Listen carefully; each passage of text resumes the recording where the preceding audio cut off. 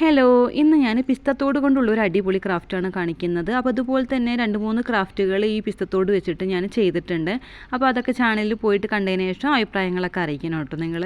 അപ്പോൾ ഞാൻ ചെയ്ത വർക്കുകളിൽ എനിക്ക് ഏറ്റവും ഇഷ്ടപ്പെട്ട ഒരു വർക്കാണ് ഈ ഒരു വർക്ക് എന്ന് പറയുന്നത്. ഇനി വേണ്ടത് അക്രിലിക്കിൻ്റെ കളറാണ്. അപ്പോൾ ഞാനിവിടെ ബ്ലൂ കളറാണ് എടുത്തിരിക്കുന്നത്. നിങ്ങൾക്ക് ഏത് കളറാണ് ഇഷ്ടം ആ കളർ എടുക്കാവുന്നതാണ്.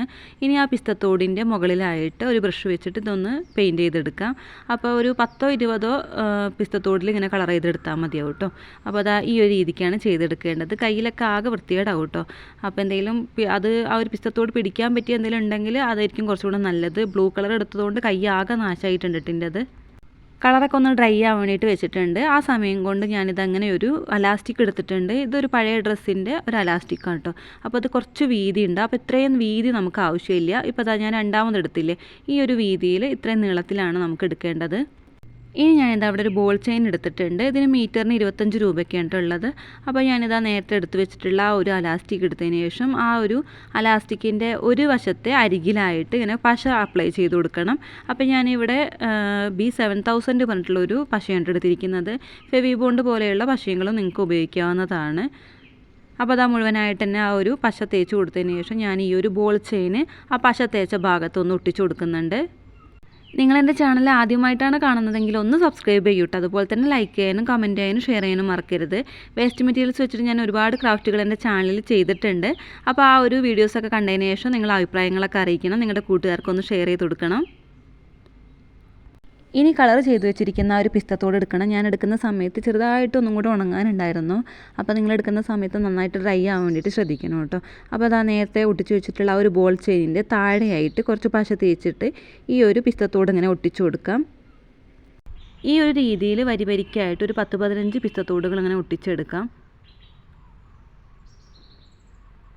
മനസ്സിലിങ്ങനെ ഒരു ഐഡിയ തോന്നിയ സമയത്ത് ഞാനത് വീണ്ടും ഉപയോഗിക്കാൻ പറ്റുമോ എന്നുള്ളതൊന്നും ഞാൻ ആലോചിച്ചിട്ടില്ല. ഞാനൊരു ഇഷ്ടത്തിൻ്റെ പുറത്ത് അങ്ങനെ ചെയ്തിട്ടുള്ളതാണ് കേട്ടോ. അപ്പോൾ അതാ ഞാനിതാ മുഴുവനായിട്ട് ഒട്ടിച്ചെടുത്തിട്ടുണ്ട്. ഇപ്പോൾ ഏകദേശം മനസ്സിലായിട്ടുണ്ടാവും എന്താ ഉണ്ടാക്കാൻ പോകുന്നതെന്നുള്ളത് അല്ലേ.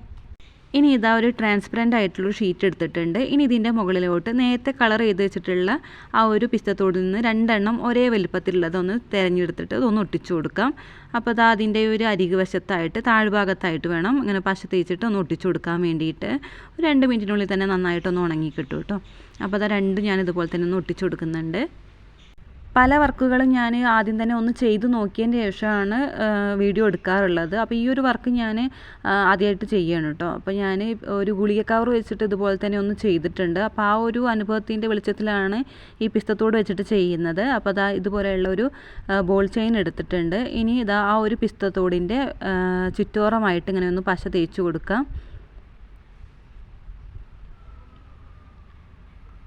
ആ ഒരു പശ തേച്ചിട്ടുള്ള ആ ഒരു ഭാഗത്ത് നമുക്ക് ഈ ഒരു ബോൾ ചെയിൻ ഒന്ന് ചുറ്റിയെടുക്കാം കേട്ടോ. അപ്പോൾ നന്നായിട്ടൊന്ന് ശ്രദ്ധിച്ചിട്ട് വേണം എടുക്കാൻ. സ്റ്റോൺ ചെയിൻ വേണമെങ്കിൽ നിങ്ങൾക്ക് എടുക്കാവുന്നതാണ്. അപ്പോൾ അത് ഈ ഒരു രീതിക്കാണ് ചെയ്തെടുക്കേണ്ടത്.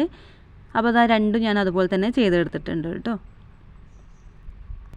ഇനി ഇതാ ഡ്രസ്സിലൊക്കെ വർക്ക് ചെയ്യാൻ വേണ്ടിയിട്ട് ഉപയോഗിക്കുന്ന ഇങ്ങനെയുള്ളൊരു സീക്വൻസ് ഞാൻ എടുത്തിട്ടുണ്ട്. ഇതെൻ്റെ കയ്യിലുണ്ടായിരുന്നതുകൊണ്ട് എടുത്തതാണ്. നിങ്ങളുടെ കയ്യിൽ ഇങ്ങനെയുള്ള കുഞ്ഞു കുഞ്ഞു മുത്തുകൾ ഉണ്ടെങ്കിൽ അങ്ങനെ എടുത്താലും മതി കേട്ടോ. ഇനി നേരത്തെ ചെയ്ത് വെച്ചിട്ടുള്ള ആ ഒരു മാലയില്ലേ, അതിൻ്റെ സെൻറ്റർ ഭാഗത്തായിട്ട്, അതായത് ആ ഒരു പിസ്തത്തോടിൻ്റെ സെൻറ്റർ ഭാഗത്തായിട്ട് പശ തേച്ചിട്ട് ഈ ഒരു സീക്വൻസൊക്കെ നമുക്കൊന്ന് ഒട്ടിച്ചു കൊടുക്കാം.